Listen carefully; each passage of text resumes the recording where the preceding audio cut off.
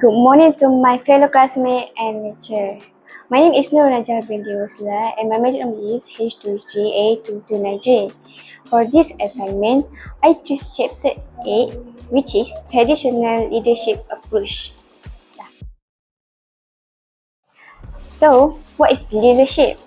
Leadership is the force shaping teams, organizations, and even nations. But what makes an effective leader? It's its personality, action, and situational awareness. Today, we will explore three major leadership theories.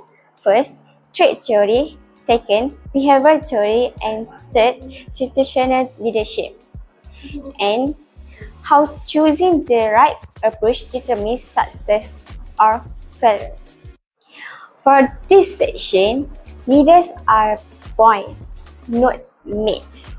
So, trait theory suggests that effective leaders are born with qualities like charisma, intelligence, and decisiveness. So, they have four key leadership traits. 1. Emotional intelligence. 2. Self-confidence. 3.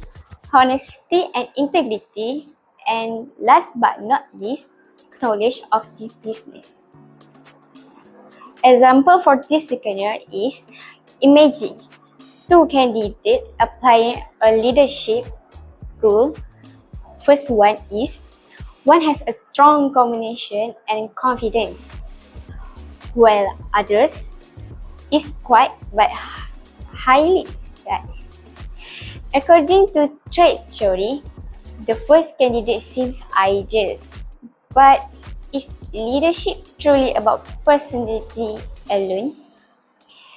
So, can you raise your hand if you believe leadership is something you are born with?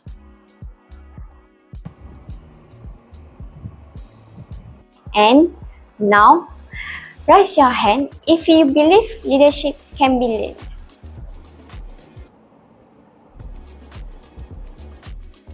So, for this session, it's about behavior theory. Leadership is about action. Unlike trait theory, behavior theory argues that leadership is about what you do, not who you are. Michigan and Ohio State students shape this idea, defining task-oriented and people-oriented leadership style. So, for this leadership behavior, they have two keys. First one is task-oriented leadership, focus on efficiency and performance.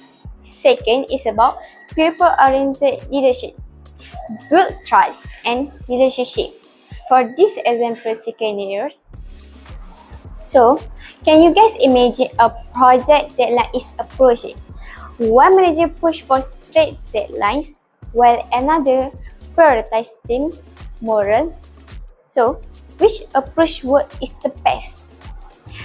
Who prefer a leader focused on structure? Can you raise your hand? And who prefer a leader prioritizing teamwork? Can you raise your hand?